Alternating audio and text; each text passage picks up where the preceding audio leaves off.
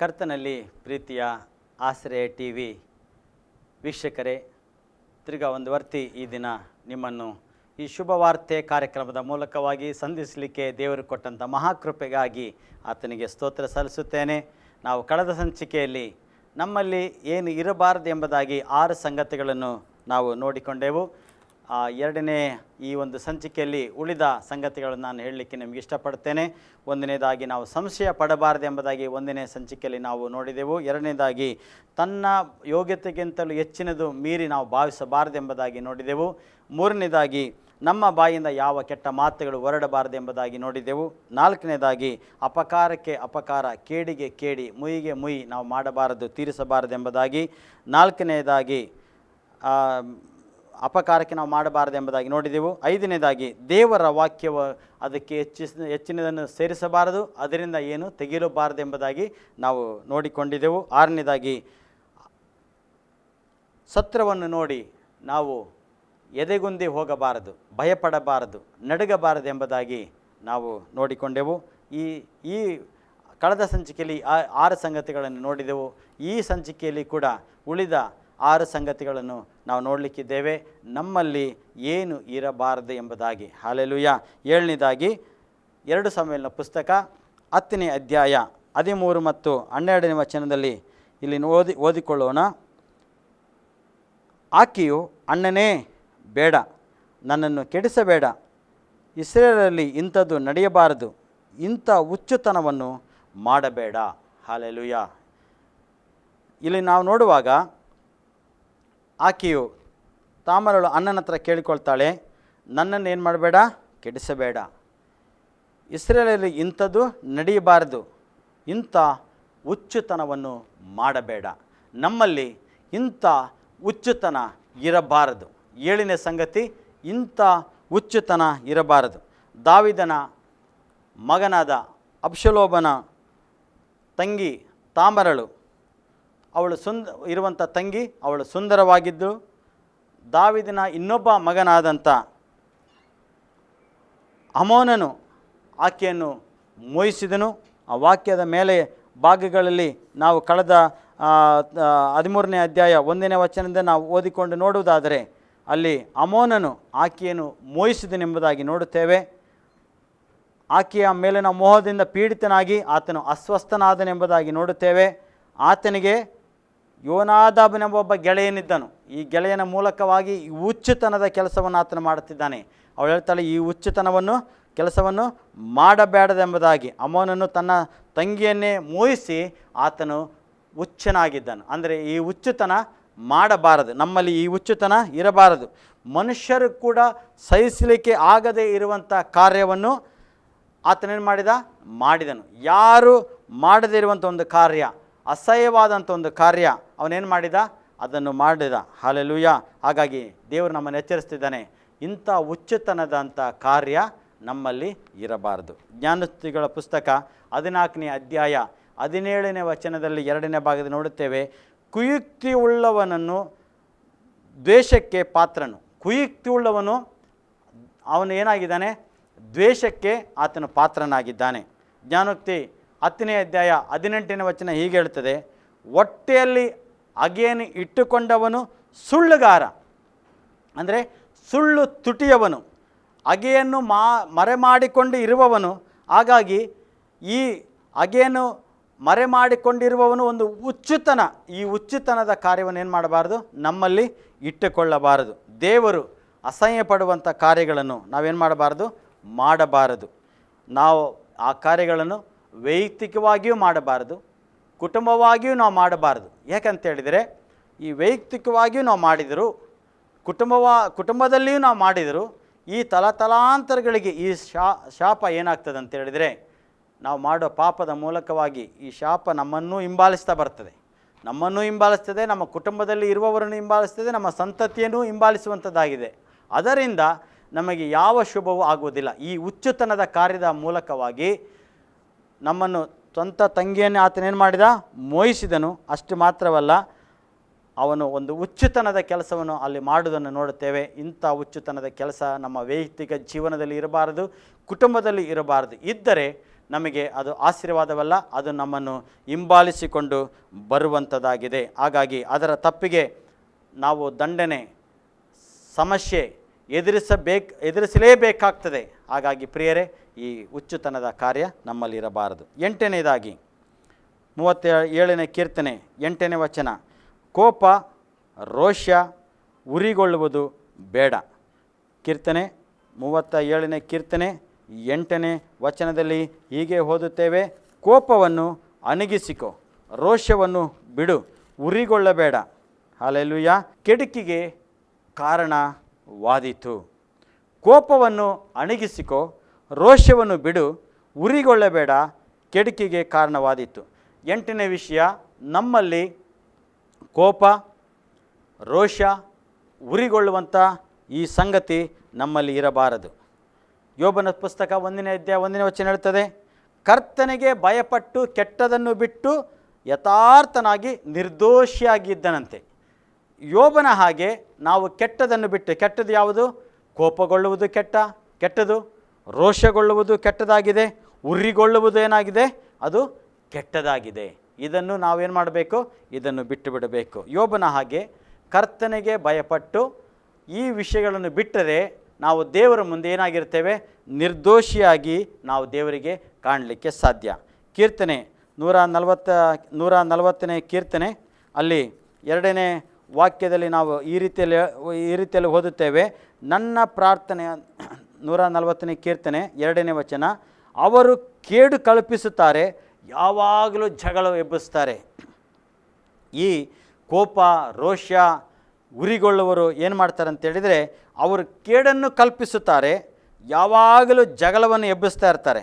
ಒಬ್ಬನ ಮೇಲೆ ಒಬ್ಬನಿಗೆ ಆಗದಿದ್ದರೆ ಅವನಿಗೆ ಆ ಕೋಪದಿಂದ ಅವನ ಮೇಲೆ ಇನ್ನೊಬ್ಬರ ವಿಷಯವನ್ನು ಎತ್ತಿ ಕಟ್ಟಿ ಅವನೇನು ಮಾಡ್ತಾರೆ? ಜಗಳಕ್ಕೆ ಕಾರಣವಾಗಿ ಮಾಡ್ತಾರೆ. ಇಂಥವರು ದೇವರಿಗೆ ಇಷ್ಟವಾದದ್ದನ್ನು ಮಾಡಲಿಕ್ಕೆ ಸಾಧ್ಯವೇ ಇಲ್ಲ. ಇಷ್ಟವಾದದ್ದನ್ನು ಮಾಡಲಿಕ್ಕೆ ಇವರು ಏನು ಮಾಡಲ್ಲ? ಯೋಚಿಸುವುದೇ ಇಲ್ಲ. ದೇವರಿಗೆ ಇಷ್ಟವಾದದ್ದನ್ನು ಮಾಡಬೇಕು. ಈ ರೋಷ, ಕೋಪ, ಉರಿಗೊಳ್ಳುವುದು ದೇವರಿಗೆ ಇಷ್ಟವಿಲ್ಲದ ಕಾರ್ಯ. ಇದು ನಮ್ಮಲ್ಲಿ ಇರಬಾರದು. ಆತ್ಮಿಕ ಜೀವನದಲ್ಲಿ ಬೆಳೀಬೇಕು, ಪ್ರಾರ್ಥನೆಯಲ್ಲಿ ಬೆಳೀಬೇಕು ಎಂದು ಇವರು ಯಾರು ಏನು ಮಾಡಲ್ಲ? ಈ ಉರಿಗೊಳ್ಳುವವರು, ಕೋಪಗೊಳ್ಳುವವರು, ಜಗಳ ಎಬ್ಬಿಸುವವರು ಎನಿಸುವುದೇ ಇಲ್ಲ. ಅವರ ಯೋಚನೆಯೆಲ್ಲ ಏನಾಗಿರುತ್ತೆ? ಅನ್ಯಾಯ ಮಾಡುವುದು, ಬೇರೆಯವರನ್ನು ಹೇಗೆ ಬೀಳಿಸುವುದೆಂಬುದಾಗಿ ಅವರೇನು ಮಾಡ್ತಾರೆ? ಅದನ್ನೇ ಅವರು ಕಾಯ್ತಾ ಇರ್ತಾರೆ ಎಂಬುದಾಗಿ ದೇವರ ವಾಕ್ಯ ನಮ್ಮನ್ನು ಎಚ್ಚರಿಸುವಂಥದ್ದೇ. ಹೀಗೆ ಇದ್ದರೆ ಅವರಲ್ಲಿ ಏನಿರಲ್ಲ? ಅವರು ಸಂತೋಷವಾಗಿರಲ್ಲ. ಆತ್ಮಿಕ ಜೀವನ ಏನಾಗಿರುತ್ತೆ? ಅವ್ರದ್ದು ಬಲವೀನವಾಗಿರುತ್ತೆ. ಆತ್ಮಿಕ ಜೀವನ ಬರಡಾಗಿರುತ್ತೆ. ಆತ್ಮಿಕ ಜೀವನದಲ್ಲಿ ಯಾವ ಫಲಗಳನ್ನು ಅವರು ಕಾಣಲಿಕ್ಕೆ ಸಾಧ್ಯವಿಲ್ಲ. ಹಾಗಾಗಿ ಮತ್ತಾಯನ ಸುವಾರ್ತೆ 5ನೇ ಅಧ್ಯಾಯ 8ನೇ ವಚನ ಹೇಳುತ್ತದೆ, ನಿರ್ಮಲ ಚಿತ್ತರು ಧನ್ಯರು. ನಾವು ಉರಿಗೊಳ್ಳದೆ, ಕೋಪಗೊಳ್ಳದೆ ನಾವು ಇದನ್ನು ಬಿಟ್ಟು ಇರುವಾಗ ದೇವರ ವಾಕ್ಯ ಹೇಳ್ತದೆ, ನಿರ್ಮಲ ಚಿತ್ತರು ಧನ್ಯರು, ಅವರು ದೇವರನ್ನು ನೋಡು. ಹಾಗಾದರೆ ಹೃದಯದಲ್ಲಿ ನಾವೇನಾಗಿರಬೇಕು? ಶುದ್ಧರಾಗಿರಬೇಕು, ನಿರ್ಮಲರಾಗಿರಬೇಕು. ನಿರ್ಮಲರಾಗಿರುವಾಗ ನಾವೇನಾಗ್ತೇವೆ? ದೇವರನ್ನು ನೋಡಲಿಕ್ಕೆ ಸಾಧ್ಯ. ಅಗತ್ಯವಿಲ್ಲದ ಕಾರ್ಯಗಳನ್ನು ನಾವು ನಮ್ಮ ಹೃದಯದಲ್ಲಿ ಇಟ್ಕೊಂಡ್ರೆ ನಮ್ಮ ಪ್ರಾರ್ಥನೆಯನ್ನು ದೇವರೇನು ಮಾಡಲ್ಲ? ಕೇಳುವುದಿಲ್ಲ. 9ನೇ ವಿಷಯ ನಾವು ನೋಡೋಣ. ಮಾಟ ಮಂತ್ರದ ಕ್ರಿಯೆಗಳು ನಮ್ಮಲ್ಲಿ ಇರಬಾರದು. ಮಾಟ ಮಂತ್ರದ ಕ್ರಿಯೆಗಳು ನಮ್ಮಲ್ಲಿ ಇರಬಾರದು. ಕೀರ್ತನೆ ಪುಸ್ತಕ 81ನೇ ಅಧ್ಯಾಯ, ಕೀರ್ತನೆ 81 ಅದರಲ್ಲಿ 9ನೇ ವಾಕ್ಯ ಈ ರೀತಿಯಲ್ಲಿ ನಾವು ನೋಡ್ತೇವೆ, ನಿಮ್ಮಲ್ಲಿ ಅನ್ಯ ದೇವತೆಗಳು ಇರಬಾರದು, ಪರರ ದೇವತೆಗಳನ್ನು ಪೂಜಿಸಬಾರದು. ನಿಮ್ಮಲ್ಲಿ ಅನ್ಯ ದೇವತೆಗಳಿರಬಾರದು, ಪರರ ದೇವತೆಗಳನ್ನು ಪೂಜಿಸಬಾರದು. ಅಂದರೆ ಏನರ್ಥ? ಯಾವುದೇ ರೀತಿಯ ಮಾಟ ಮಂತ್ರ ಮಾಡಬೇಡ. ಇವತ್ತು ನೋಡ್ತೇವೆ, ದೇವರನ್ನು ಕಂಡುಕೊಂಡಂಥ ಮಕ್ಕಳು ಮಾಟ ಮಂತ್ರ ಮಾಡುವಂಥವರಿದ್ದಾರೆ. ಹಾಗಾಗಿ ದೇವರು ಹೇಳ್ತಾರೆ, ನಿಮ್ಮಲ್ಲಿ ಅನ್ಯ ದೇವರುಗಳು ಇರಬಾರದು, ಪರರ ದೇವತೆಗಳನ್ನು ಪೂಜಿಸಬಾರದು. ಮಾಟ ಕ್ರಿಯೆಗಳನ್ನು ಮಾಡುವವರು ಅಂಜನ ಹಾಕಿ ನೋಡಬೇಡ, ಕಣಿಗಳನ್ನು ನೀನು ಕೇಳಬೇಡ. ಒಳ್ಳೆಯ ದಿನ, ಕೆಟ್ಟ ಸಮಯ, ಒಳ್ಳೆಯ ಸಮಯ, ಆ ಕಾಲ ಈ ಕಾಲ ಎಂಬುದಾಗಿ ನೀನೇನು ಮಾಡಬೇಡ? ನೀನು ನೋಡಬೇಡ. ದೇವರು ನಮಗೆ ಇಟ್ಟಿರುವಂಥ ಎಲ್ಲ ವಿಧಿಗಳಿಗೆ, ಆತನ ಆಜ್ಞೆಗಳಿಗೆ, ಕಟ್ಟಳೆಗಳಿಗೆ ವಿಧಿರಾಗಿ ಆಶೀರ್ವಾದವಾಗಿ ನಮ್ಮ ಸಂತತಿಯನ್ನು ಬಿಡದೆ ಹಿಂಬಾಲಿಸಬೇಕಾದರೆ ನಾವು ಈ ಮಾಟ ಮಂತ್ರಗಳನ್ನು ಮಾಡಬಾರದು. ಅಥವಾ ಇವತ್ತು ಅನೇಕ ಜನರನ್ನು ನೋಡ್ತೇವೆ, ದೇವರನ್ನೂ ಆರಾಧಿಸ್ತಾರೆ, ಯೇಸುವನ್ನೂ ಪ್ರೀತಿಸ್ತಾರೆ, ಜ್ಯೋತಿಷ್ಯವರ ಹತ್ರನೂ ಹೋಗ್ತಾರೆ, ಕನಿ ಕೇಳುವುದಕ್ಕೂ ಹೋಗ್ತಾರೆ, ಮುಂದಿನ ಭವಿಷ್ಯವನ್ನು ಕೇಳುವುದಕ್ಕೆ ಗಿಳಿಶಾಸ್ತ್ರವನ್ನು ಕೇಳಲಿಕ್ಕೆ ಹೋಗ್ತಾರೆ. ಟಿ ವಿಗಳಲ್ಲಿ ಬರುವಂಥ ಯಾಡುಗಳ ಮೂಲಕವಾಗಿ ಆ ಒಂದು ದೂರದರ್ಶನದಲ್ಲಿ ಬರುವಂಥ ಎಲ್ಲ ಕಾರ್ಯಕ್ರಮಗಳನ್ನು ನೋಡಿ ಅದರಲ್ಲಿ ಬರುವಂಥ ವ್ಯಕ್ತಿಗೆ ಫೋನ್ ಮಾಡಿ ನನ್ನ ಮುಂದಿನ ಜೀವನ ಹೇಗಿರ್ತದೆ, ನಾನು ಏನು ಮಾಡಬೇಕು, ಈಗೆಲ್ಲ ಕೇಳುವವರು ಇದ್ದಾರೆ. ಇದು ದೇವರಿಗೆ ಇಷ್ಟವಾದಂಥ ಕಾರ್ಯವಲ್ಲ. ಇದು ಅದು ಏನು ಸೂಚಿಸ್ತದೆ ಅಂತ ಹೇಳಿದರೆ, ನಾವು ಆ 9ನೇ ವಚನದಲ್ಲಿ ನಾವು ಓದಿದ ಪ್ರಕಾರವಾಗಿ ಅದು ಏನಾಗಿದೆ ಅಂತ ಹೇಳಿದರೆ, ನಿಮ್ಮಲ್ಲಿ ಅನೇಕ ಅನ್ಯ ದೇವತೆಗಳನ್ನು ಇಟ್ಟುಕೊಂಡಿದ್ದೀರಿ. ಇದು ಇರಬಾರ್ದು. ಅನೇಕ ದೇವತೆಗಳು ಅಂತೇಳಿದರೆ ಮಾಟ ಮಂತ್ರಗಳು, ಕನಿ ಕೇಳುವಂಥದ್ದು, ಅಂಜನ ಹಾಕಿ ನೋಡುವಂಥದ್ದು, ಗಿಳಿಶಾಸ್ತ್ರ ಕೇಳುವಂಥದ್ದು, ಭವಿಷ್ಯ ಕೇಳುವಂಥದ್ದು, ಜ್ಯೋತಿಷ್ಯ ನೋಡುವಂಥದ್ದು, ಆ ಕಾಲ ಈ ಕಾಲ, ಒಳ್ಳೆಯ ದಿನ ಕೆಟ್ಟ ದಿನ, ಇದೆಲ್ಲ ನೋಡುವಂಥದ್ದು ದೇವರಿಗೆ ಇಷ್ಟವಲ್ಲದಾಗಿದೆ. ಹಾಗಾಗಿ ಇದನ್ನು ನಾವೇನು ಮಾಡಬಾರದು. ಇದು ನಮ್ಮಲ್ಲಿ ಇರಬಾರದು ಎಂಬುದಾಗಿ ದೇವರು ನಮ್ಮನ್ನು ಎಚ್ಚರಿಸ್ತಾ ಇದ್ದಾನೆ.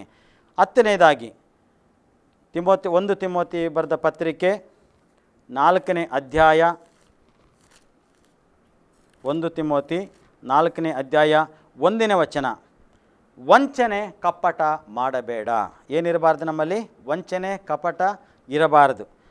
ಆದರೂ ಮುಂದಿನ ದಿನಗಳಲ್ಲಿ ಕೆಲವರು ವಂಚಿಸುವ ಆತ್ಮಗಳ ನುಡಿಗಳಿಗೂ ದೆವ್ವಗಳ ಬೋಧನೆಗಳಿಗೂ ಲಕ್ಷ್ಯ ಕೊಟ್ಟು ಕ್ರಿಸ್ತ ನಂಬಿಕೆಯಿಂದ ಭ್ರಷ್ಟರಾಗುವರೆಂದು ದೇವರಾತ್ಮನು ಸ್ಪಷ್ಟವಾಗಿ ಹೇಳುತ್ತಾನೆ. ಮುಂದಿನ ದಿನಗಳಲ್ಲಿ ಕೆಲವರು ವಂಚಿಸುವ ಆತ್ಮಗಳ ನುಡಿಗಳಿಗೂ, ಅಂದರೆ ವಂಚಿಸುವ ಆತ್ಮಗಳು, ವಂಚನೆಗೆ ಅಂದರೆ ವಂಚನೆ ಏನು ಮಾಡಬಾರ್ದು? ವಂಚನೆ ಮಾಡಬಾರ್ದು. ದೇವರ ವಾಕ್ಯವನ್ನು ಇಟ್ಕೊಂಡು ಅಥವಾ ಆತ್ಮಗಳ ಮೂಲಕವಾಗಿ ನುಡಿಗಳಿಗೆ ದೆವ್ವಗಳಿಗೆ ಬೋಧನೆಗಳಿಗೆ ಲಕ್ಷ್ಯ ಕೊಟ್ಟು ಕ್ರಿಸ್ತ ನಂಬಿಕೆಯಿಂದ ಭ್ರಷ್ಟರಾಗ್ತಾರೆ. ಅಂದರೆ ವಂಚನೆಗೆ ಒಳಗಾಗಿ ಭ್ರಷ್ಟರಾಗುವಂಥವರಿದ್ದಾರೆ. ಅಲ್ಲಿ ಅದಕ್ಕೆ ಏನಾಗಿರಬಾರ್ದು? ನಾವು ಅಂಥ ವಂಚನೆಗಳು ನಮ್ಮಲ್ಲಿ ಇರಬಾರ್ದು. ನಮ್ಮಲ್ಲಿ ಯಾವುದು ಇರಬಾರ್ದು ಅಂದರೆ ವಂಚನೆ ಕಪಟ ಇರಬಾರ್ದು. ಅಂದರೆ ಪ್ರಾರ್ಥನೆಯಲ್ಲಿ ವಂಚನೆ ಇರಬಾರ್ದು, ಪ್ರಾರ್ಥನೆಯಲ್ಲಿ ಕಪಟ ಇರಬಾರದು. ಮತ್ತಾಯನ ಸುವಾರ್ತೆ 6ನೇ ಅಧ್ಯಾಯ 5ರಲ್ಲಿ ನೋಡ್ತೇವೆ, ನೀವು ಪ್ರಾರ್ಥನೆ ಮಾಡುವಾಗ ಕಪಟವಿಲ್ಲದೆ ಪ್ರಾರ್ಥಿಸಬೇಕು. ರಕ್ಷಣೆಯಲ್ಲಿ ಕಪಟ ವಂಚನೆ ಇರಬಾರದು. ನಾವು ರಕ್ಷಣೆ ಹೊಂದ್ತೇವೆ ಅಂದರೆ ನಮ್ಮಲ್ಲಿ ಒಂದು ವಂಚನೆ ಕಪಟ ಇಟ್ಕೊಂಡು ಅಥವಾ ಅನೇಕ ರೀತಿಯ ಆಸೆಗಳನ್ನು ಇಟ್ಕೊಂಡು ನಾವು ಏನು ಮಾಡ್ತೇವೆ? ನಾವು ರಕ್ಷಣೆ ಹೊಂದಿದ್ದೇನೆ ಎಂಬುದಾಗಿ ಅನೇಕರು ಹೇಳ್ತಾರೆ.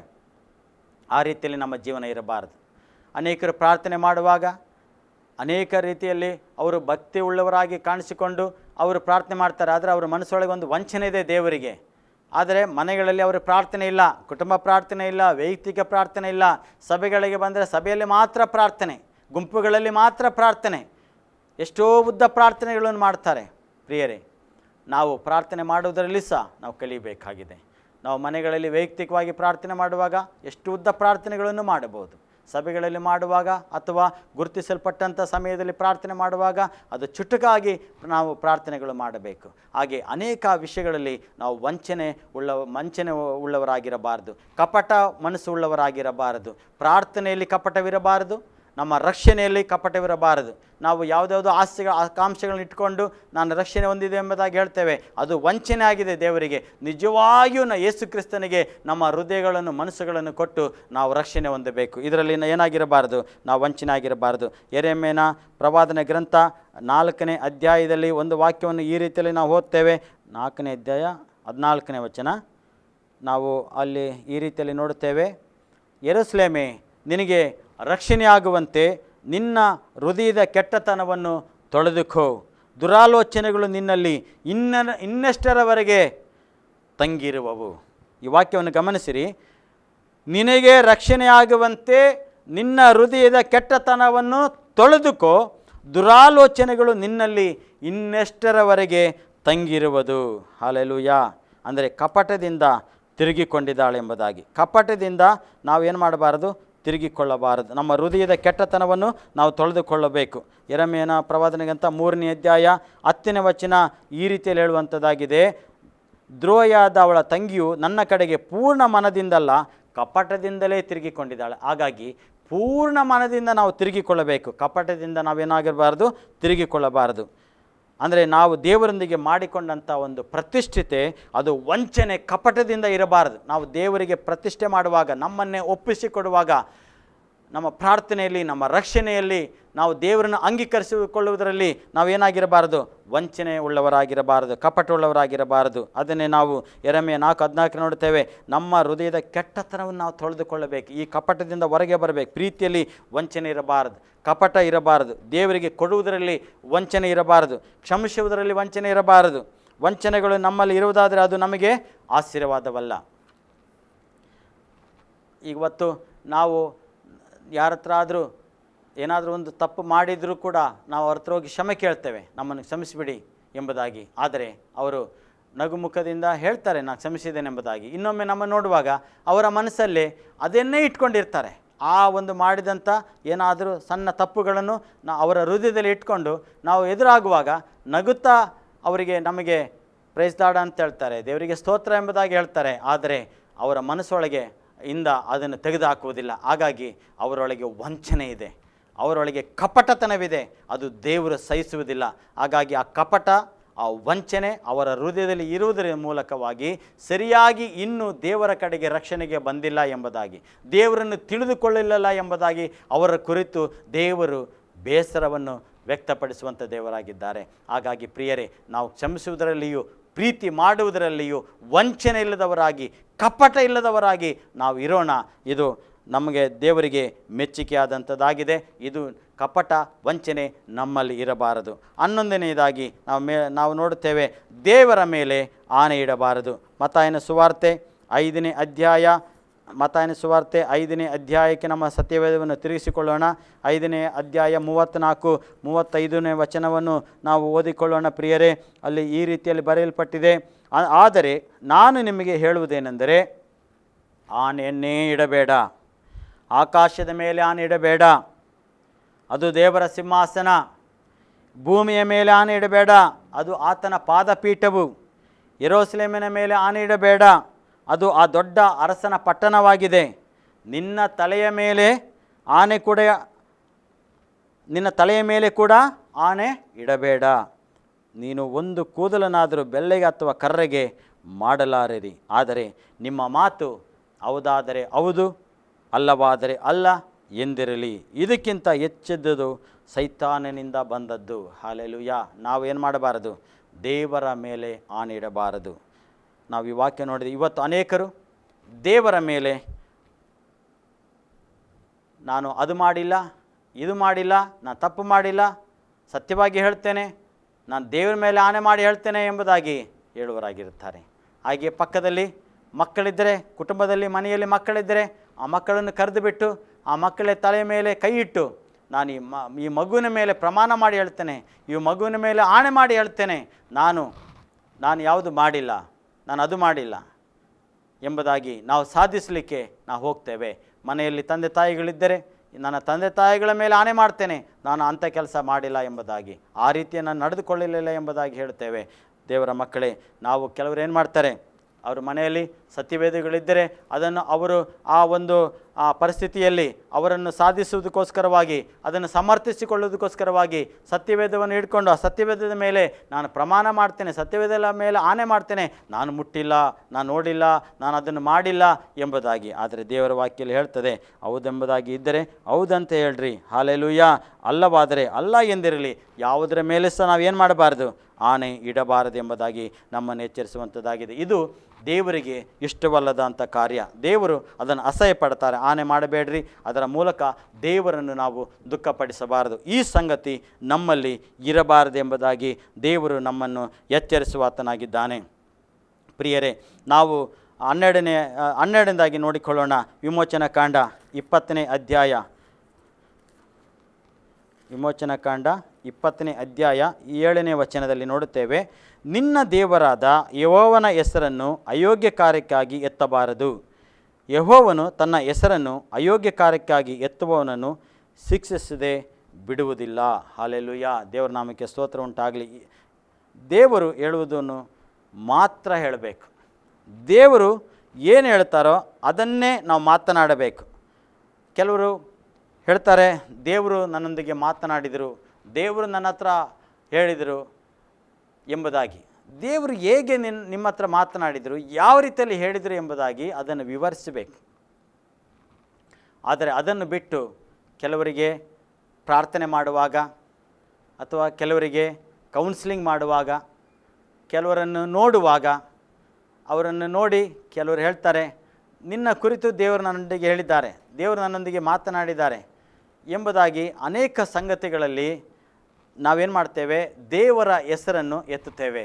ಅದು ನಿಜವಾದದ್ದು ಆಗಿದ್ದರೆ, ಆ ದರ್ಶನ ನಮಗಿದ್ದರೆ, ಆ ಸತ್ಯಾರ್ಥಗಳನ್ನು ಒಬ್ಬ ಮನುಷ್ಯನನ್ನು ನೋಡುವಾಗ ಆ ಆತ್ಮನನ್ನು ತಿಳಿದುಕೊಳ್ಳುವಂಥ ಜ್ಞಾನ ದೇವರು ನಮಗೆ ಕೊಟ್ಟಿದ್ದರೆ, ಅದು ದೇವರು ಏನು ಮಾತನಾಡ್ತಾರೋ ಅದನ್ನೇ ನಾವು ಅವರಿಗೆ ಮಾತನಾಡಬೇಕೆಂಬುದಾಗಿ, ಎಚ್ಚರಿಸಬೇಕೆಂಬುದಾಗಿ ದೇವರು ಹೇಳಿದ್ದಾನೆ ಹೊರತು ದೇವರ ನಾಮವನ್ನು ಅಯೋಗ್ಯ ಕಾರ್ಯಕ್ಕಾಗಿ ಎತ್ತಬಾರದೆಂಬುದಾಗಿ ನಮ್ಮನ್ನು ದೇವರು ವಾಕ್ಯದ ಮೂಲಕ ಎಚ್ಚರಿಸ್ತಿದ್ದಾನೆ. ಸೇವಕರ ಮೂಲಕ, ದರ್ಶನದ ಮೂಲಕ ದೇವರು ಮಾತನಾಡ್ತಾರೆ, ಇಲ್ಲ ಎಂಬುದಾಗಿಲ್ಲ. ನಿಜವಾಗಿಯೂ ನಮ್ಮ ದೇವರು ಮಾತನಾಡಿದರೆ ಅದು ಯಾವ ರೀತಿಯಲ್ಲಿ ಮಾತನಾಡಿದರೆ ಎಂಬುದಾಗಿ ಸರಿಯಾಗಿ ನಾವು ವಿವರಿಸಬೇಕು. ದೇವರು ವಾಕ್ಯದ ಮೂಲಕ, ಇವತ್ತು ಸೇವಕರ ಮೂಲಕ, ದರ್ಶನದ ಮೂಲಕ ಮಾತನಾಡ್ತಾರೆ. ಆದರೆ ಅದಕ್ಕೆ ಬೇರೆ ಸುಳ್ಳುಗಳನ್ನು ಸೇರಿಸಬಾರದು. ದೇವರಿಗೆ ಇಷ್ಟವಿಲ್ಲದ ಹಾಗೆ ದೇವರ ನಾಮವನ್ನು ಅಯೋಗ್ಯ ಕಾರ್ಯಕ್ಕಾಗಿ, ಅಂದರೆ ನಾವು ಏನಾದರೂ ತಪ್ಪುಗಳನ್ನು ಮಾಡಿ ಅಥವಾ ಯಾರ ಹತ್ರ ಆದರೂ ಏನಾದರೂ ಒಂದು ಸಾಲ ತೆಗೆದುಕೊಳ್ಳುವುದಕ್ಕಾಗಲಿ ಅಥವಾ ಯಾವುದಾದ್ರೂ ಒಂದು ವಸ್ತುಗಳನ್ನು ತೆಗೆದುಕೊಳ್ಳುವುದಕ್ಕಾಗಲಿ ನಾವೇನು ಮಾಡ್ತೇವೆ, ನಾನು ಯೇಸುಸ್ವಾಮಿಯ ಮಗನು, ಯೇಸುಸ್ವಾಮಿ ನನ್ನನ್ನು ಪ್ರೀತಿಸಿದ್ದರಿಂದ ಯೇಸುಸ್ವಾಮಿ ನನ್ನನ್ನು ಈ ರೀತಿಯಲ್ಲಿ ನಡೆಸಿದರು, ಆ ರೀತಿಯಲ್ಲಿ ನಡೆಸಿದರು ಎಂಬುದಾಗಿ ಸುಳ್ಳು ಹೇಳಿ ನಾವು ಅದನ್ನು ಪಡೆದುಕೊಳ್ಳುವುದಕ್ಕೆ ನಾವು ಯೋಚಿಸಬಾರದು. ದೇವರ ನಾಮವನ್ನು ಅಯೋಗ್ಯ ಕಾರ್ಯಕ್ಕಾಗಿ ನಾವು ಉಪಯೋಗಿಸಬಾರದು. ಇನ್ನು ಅಯೋಗ್ಯ ಕಾರ್ಯ ಅನೇಕ ಕಾರ್ಯಗಳಿದೆ, ಆದರೆ ಆ ಕಾರ್ಯಗಳನ್ನು ನಾವೇನು ಮಾಡಬಾರ್ದು, ಅಯೋಗ್ಯ ಕಾರ್ಯಕ್ಕಾಗಿ ನಾವು ಎತ್ತಬಾರದು. ಹಾಗಾಗಿ ಏನು ಇದೆಯೋ ಅದನ್ನು ಸರಿಯಾದಂಥ ರೀತಿಯಲ್ಲಿ, ದೇವರಿಗೆ ಮಹಿಮೆಯಾಗುವಂಥ ರೀತಿಯಲ್ಲಿ ದೇವರ ನಾಮವನ್ನು ನಾವು ಉಪಯೋಗಿಸಿಕೊಳ್ಳಬೇಕು. ನಾವು ಅಯೋಗ್ಯ ಕಾರ್ಯಕ್ಕಾಗಿ ದೇವರ ನಾಮವನ್ನು ಉಪಯೋಗಿಸಿಕೊಂಡರೆ ಆತನು ನಮ್ಮನ್ನೇನು ಮಾಡ್ತಾನೆ, ಶಿಕ್ಷಿಸದೆ ಬಿಡುವುದಿಲ್ಲ. ಆತನು ನಮ್ಮನ್ನು ದಂಡಿಸುವಾತನಾಗಿದ್ದಾನೆ. ಹಾಗಾಗಿ ನಮ್ಮಲ್ಲಿ ಈ ಕಾರ್ಯಗಳು ಇರಬಾರದು. ಯಾವ ಕಾರ್ಯ? ದೇವರ ನಾಮವನ್ನು ಅಯೋಗ್ಯ ಕಾರ್ಯಕ್ಕಾಗಿ ಎತ್ತುವಂಥ ಕಾರ್ಯ ನಮ್ಮಲ್ಲಿ ಇರಬಾರದು ಎಂಬುದಾಗಿ. ಹಲ್ಲೆಲೂಯಾ. ಹಾಗಾಗಿ ನಮ್ಮಲ್ಲಿ ಇರಬಾರದು ಎಂಬಂಥ ಕುರಿತು 2 ಸಂಚಿಕೆಗಳಲ್ಲಿ ಯಾವುದೆಂಬುದಾಗಿ ನಾವು ನೋಡಿಕೊಂಡೆವು. ಇವತ್ತಿನ ಈ ಒಂದು ಸಂಚಿಕೆಯಲ್ಲಿ ನಾವು ನೋಡಿದೆವು, ನಮ್ಮಲ್ಲಿ ಹುಚ್ಚುತನದ ಕಾರ್ಯವು ಇರಬಾರದು. 2ನೇದಾಗಿ 8ನೇ ವಿಷಯ, ನಾವು ಕೋಪ, ಉರಿ, ರೋಷಗೊಳ್ಳುವಂಥ ವಿಷಯಗಳು, ಸಂಗತಿಗಳು ನಮ್ಮಲ್ಲಿ ಇರಬಾರದು. 9ನೇದಾಗಿ ಮಾಟ ಮಂತ್ರ ಮಾಡುವಂಥ ಕ್ರಿಯೆಗಳು, ಹಾಗೆಯೇ ಜ್ಯೋತಿಷ್ಯ ಕೇಳುವಂಥದ್ದು, ಭವಿಷ್ಯ ನೋಡುವಂಥದ್ದು, ಗಿಳಿಶಾಸ್ತ್ರ ಕೇಳುವಂಥದ್ದು, ಟಿ ವಿಗಳಲ್ಲಿ ಬರುವಂಥ ಯಾಡ್ಗಳನ್ನು ನೋಡಿ ಅವರಿಗೆ ಫೋನ್ ಮಾಡಿ ನಕ್ಷತ್ರಗಳನ್ನು, ಅವರ ಹುಟ್ಟಿದ ದಿನಗಳನ್ನು ಹೇಳಿ ಆ ರೀತಿಯಲ್ಲಿ ಮಾಡಬಾರದು. 10ನೇದಾಗಿ ನಮ್ಮಲ್ಲಿ ಪ್ರೀತಿಯಲ್ಲಿ ಆಗಲಿ ಯಾವುದೇ ಕಾರ್ಯಗಳಲ್ಲಿ ನಮ್ಮಲ್ಲಿ ವಂಚನೆ, ಕಪಟ ಇರಬಾರದು. 11ನೇದಾಗಿ ದೇವರ ಮೇಲೆ ಅಥವಾ ಸತ್ಯವೇದದ ಮೇಲೆ, ಮಕ್ಕಳ ಮೇಲೆ, ಎತ್ತ ತಂದೆ ತಾಯಿಗಳ ಮೇಲೆ ಆಣೆ ಇಡಬಾರದು. ಅದು ದೇವರಿಗೆ ಇಷ್ಟವಿಲ್ಲದಂಥ ಕಾರ್ಯ. 12ನೇದಾಗಿ ದೇವರ ನಾಮವನ್ನು ಅಯೋಗ್ಯ ಕಾರ್ಯಕ್ಕಾಗಿ ಎತ್ತಬಾರದು. ಇಷ್ಟು ಸಂಗತಿಗಳನ್ನು ದೇವರು ನಮಗೆ ತಿಳಿದುಕೊಳ್ಳಲಿಕ್ಕೆ ದೇವರು ಸಹಾಯ ಮಾಡಿದ್ದಾರೆ. ಪ್ರೀತಿಯ ದೇವರ ಮಕ್ಕಳೇ, ನಾವು 12 ಸಂಗತಿಗಳನ್ನು ನೋಡಿದೆವು 2 ಸಂಚಿಕೆಗಳಲ್ಲಿ. 1ನೇ ಸಂಚಿಕೆಯಲ್ಲಿ ಸಂಶಯ ಪಡಬಾರದು, ತನ್ನ ಯೋಗ್ಯತೆಗಿಂತ ಮೀರಿ ನಾವು ಭಾವಿಸಿಕೊಳ್ಳಬಾರದು, ನಮ್ಮ ಬಾಯಿಯೊಳಗಿಂದ ಯಾವ ಕೆಟ್ಟ ಮಾತುಗಳು ಹೊರಡಬಾರದು. 4ನೇದಾಗಿ ಅಪಕಾರಕ್ಕೆ ಅಪಕಾರ ಮಾಡಬಾರದು. 5ನೇದಾಗಿ ದೇವರ ವಾಕ್ಯಕ್ಕೆ ಹೆಚ್ಚಾಗಿ ಸೇರಿಸಲಬಾರದು, ಅದರಿಂದ ತೆಗೆಯಲಬಾರದು. 6ನೇದಾಗಿ ಅಂದರೆ ಶತ್ರುಗಳನ್ನು ನೋಡಿ ನಾವು ಯಾವುದಕ್ಕೆ ನಾವು ಭಯಪಡಬಾರದು, ಎದೆಗುಂದಿ ಹೋಗಬಾರದು, ನಡಗಬಾರದು. ಹಾಗಾಗಿ ಈ ಸಂಗತಿಗಳನ್ನು ನಾವು ಮನಸ್ಸಿನಲ್ಲಿ ಇಟ್ಟುಕೊಂಡು, ಇವತ್ತು ದೇವರೇ, ನನ್ನಲ್ಲಿ ಯಾವುದಾದ್ರೂ ಈ ಸಂಗತಿಗಳು ಇರುವುದಾದರೆ ಸ್ವಾಮಿ, ನಾನಿವತ್ತು ನಿನಗೆ ಒಪ್ಪಿಸಿಕೊಡುತ್ತೇನೆ, ನನ್ನನ್ನು ತಾನೇ ನಾನು ಒಪ್ಪಿಸಿಕೊಡುತ್ತೇನೆ ಸ್ವಾಮಿ. ಯಾವುದಾದ್ರೂ ಸಂಗತಿಗಳಲ್ಲಿ ನಾನು ಇವತ್ತು ತಪ್ಪಿ ಹೋಗಿದ್ದರೆ ನನ್ನನ್ನು ಕ್ಷಮಿಸು ದೇವರೇ, ನನ್ನನ್ನು ಈ ಪರಿಶುದ್ಧಗೊಳಿಸು, ನಿನಗೆ ಮೆಚ್ಚುಗೆ ಆದಂಥ ಕಾರ್ಯಗಳಲ್ಲಿ ನಾನು ಜೀವಿಸುವುದಕ್ಕೆ ಸಹಾಯ ಮಾಡಿ ಎಂಬುದಾಗಿ ನಾವು ಕೇಳಿಕೊಳ್ಳುವಾಗ ದೇವರು ನಮ್ಮ ಜೀವನದಲ್ಲಿ ಅಪರಿಮಿತವಾದಂಥ ಅದ್ಭುತಗಳನ್ನು ಆತನು ಮಾಡಲು ಇಷ್ಟವುಳ್ಳುವಂಥ ದೇವರು. ನಿಮ್ಮ ಜೀವನದಲ್ಲಿ ಅಸಾಧ್ಯವಾದಂಥ ಕಾರ್ಯಗಳನ್ನು ಸಾಧ್ಯ ಮಾಡುವಂಥ ದೇವರಾಗಿದ್ದಾರೆ. ಹಲ್ಲೆಲೂಯಾ. ಹಾಗಾಗಿ ನಮ್ಮ ಕಣ್ಣುಗಳನ್ನು ಮುಚ್ಚೋಣ, ನಾವು ಪ್ರಾರ್ಥನೆ ಮಾಡಿಕೊಳ್ಳೋಣ. ನಮ್ಮನ್ನು ಅತ್ಯಧಿಕವಾಗಿ ಪ್ರೀತಿ ಮಾಡಿದ ಪರಲೋಕದ ತಂದೆಯಾದಂಥ ದೇವರೇ, ಈ ದಿನ ಕೂಡ ಸ್ವಾಮಿ ನಮ್ಮಲ್ಲಿ ಇರಬಾರದಂಥ ಸಂಗತಿಗಳನ್ನು ನೋಡಲಿಕ್ಕೆ ದೇವರೇ ಅಪ್ಪ ನೀನು ಸಹಾಯ ಮಾಡಿದ್ದಕ್ಕಾಗಿ ಸ್ತೋತ್ರ ಸ್ವಾಮಿ. ಹೌದು ಕರ್ತನೆ ದೇವರೇ, ಅನೇಕ ಸಂಗತಿಗಳನ್ನು ಇವತ್ತು ನಾವು ಕರ್ತನೆ ನಿನ್ನ ಸಮ್ಮುಖದಲ್ಲಿ ಕರ್ತನೆ ಅಪ್ಪ ಕಲಿತುಕೊಳ್ಳಲಿಕ್ಕೆ ದೇವರೇ ಸಹಾಯ ಮಾಡಿದಿ. ಹೌದಪ್ಪ ದೇವರೇ ಕರ್ತನೆ ಯೇಸುವೇ, ನಮ್ಮಲ್ಲಿ ಈ ಎಲ್ಲ ಸಂಗತಿಗಳು ಇರದ ಹಾಗೆ ಎಲ್ಲವನ್ನು ನಿನಗೆ ಒಪ್ಪಿಸಿಕೊಟ್ಟು ಸ್ವಾಮಿ ನಿನ್ನ ನಾಮದಲ್ಲಿ ಕರ್ತನೆ ನಾವು ಪರಿಶುದ್ಧರಾಗಿ ಜೀವಿಸಿ ನಿನ್ನ ಆಶೀರ್ವಾದಕ್ಕೆ ನಾವು ಪಾತ್ರರಾಗುವಂತೆ ದೇವರೇ ಅಪ್ಪ ನೀನು ಕೃಪೆಯನ್ನು ಕೊಡು ಅಪ್ಪ. ಇಂಥ ಕಾರ್ಯಗಳನ್ನು ನಾವು ಮಾಡೋದರ ಮೂಲಕವಾಗಿ ದೇವರೇ ನಮ್ಮ ಕುಟುಂಬಗಳಿಗೆ ಶಾಪಗಳು ದೇವರೇ ಕರ್ತನೆ ಬಿಡದೆ ಅಪ್ಪ ನಿನ್ನ ದಂಡಿಸುವಿಕೆ ಶಿಕ್ಷೆ ನಾವು ಕರ್ತನೆ ಅದನ್ನು ಬಯಸದೆ ಸ್ವಾಮಿ ಇದರಿಂದ ತಪ್ಪಿಸಿಕೊಂಡು ನಿನ್ನ ನಾಮದಲ್ಲಿ ನಾವು ಜೀವಿಸಲಿಕ್ಕೆ ನಮಗೆ ಸಹಾಯ ಮಾಡು. ನಮ್ಮನ್ನು ಆಶೀರ್ವದಿಸು, ಬಲಪಡಿಸು. ನಿನ್ನ ವಾಕ್ಯವನ್ನು ಕರ್ತನೆ ಸಾರಲ್ಪಡುವಾಗ ಓ ಕರ್ತನೆ ಸ್ವಾಮಿ, ಓ ಅನೇಕರು ಕರ್ತನೆ ದೇವರೇ ನೋಡುತ್ತಿರುವಂಥ ಸಮಯದಲ್ಲಿ ಅವರ ಮನೆಗಳಲ್ಲಿ ದೇವರೇ ನಿನ್ನ ಅದ್ಭುತಗಳನ್ನು ಮಾಡಿ ನೀನು ನಡೆಸಬೇಕಾಗಿ ನಾನು ಬೇಡ್ತೇನೆ. ಅವರ ಕರ್ತನೆ ಅನಾರೋಗ್ಯಗಳಲ್ಲಿ ಬಿಡುಗಡೆಯನ್ನು ಕೊಡಬೇಕಾಗಿ ನಾನು ಬೇಡ್ತೇನೆ. ಅವರ ಸಮಸ್ಯೆ ಹೋರಾಟ ಆರ್ಥಿಕವಾದಂಥ ಪರಿಸ್ಥಿತಿಗಳಿಂದ ಕರ್ತನೆ ಬಿಡುಗಡೆ ಮಾಡಬೇಕಾಗಿ ಪ್ರಾರ್ಥಿಸ್ತೇನೆ ಸ್ವಾಮಿ. ಅವರ ಕೆಲಸ ಕಾರ್ಯಗಳನ್ನು ಆಶೀರ್ವದಿಸಿ, ಅವರು ಬಯಸಿದ್ದನ್ನು ಕರ್ತನೆ ನೀನು ಒದಗಿಸಿಕೊಡು ಸ್ವಾಮಿ. ದೇವರೇ ಅವರಿಗೆ ಎಲ್ಲರಿಗೂ ಯೆಹೋವ ಈರೆ ಆಗಿದ್ದು ನಡೆಸು ಸ್ವಾಮಿ. ಯೆಹೋವ ನಿಶ್ಚಯಾಗಿದ್ದು ಕರ್ತನೆ, ಯೆಹೋವ ಶಾಲೋಮ್ ಆಗಿದ್ದು ನೀನು ನಡೆಸಬೇಕಾಗಿ ನಾನು ಪ್ರಾರ್ಥಿಸ್ತೇನೆ. ನಮ್ಮ ಪ್ರಾರ್ಥನೆ ಕೇಳೋದಕ್ಕಾಗಿ ಸ್ತೋತ್ರ, ಸ್ತುತಿ, ಘನ, ಮಾನ, ಮಹಿಮೆ ಎಲ್ಲ ನೀನು ಒಬ್ಬನಿಗೆ ಸಲ್ಲಿಸುತ್ತಾ ಈ ಪ್ರಾರ್ಥನೆಯನ್ನು ಯೇಸು ನಾಮದಲ್ಲಿ ಪ್ರಾರ್ಥಿಸಿ ಹೊಂದಿಕೊಳ್ಳುತ್ತೇನೆ ತಂದೆಯಾದಂಥ ದೇವರೇ, ಆಮೇನ್. ದೇವರು ನಿಮ್ಮನ್ನು ಆಶೀರ್ವದಿಸಲಿ. ಮುಂದಿನ ಸಂಚಿಕೆಯಲ್ಲಿ ತಿರ್ಗಾ ಮುಂದುವರೆಸಿ ನಿಮ್ಮನ್ನು ಕಾಣುವ ತನಕ ದೇವರು ನಿಮ್ಮನ್ನು ಕಾದು ಕಾಪಾಡಿ ನಡೆಸಲಿ, ಆಶೀರ್ವದಿಸಲಿ. ಆಮೇನ್. ಹಲ್ಲೆಲೂಯಾ.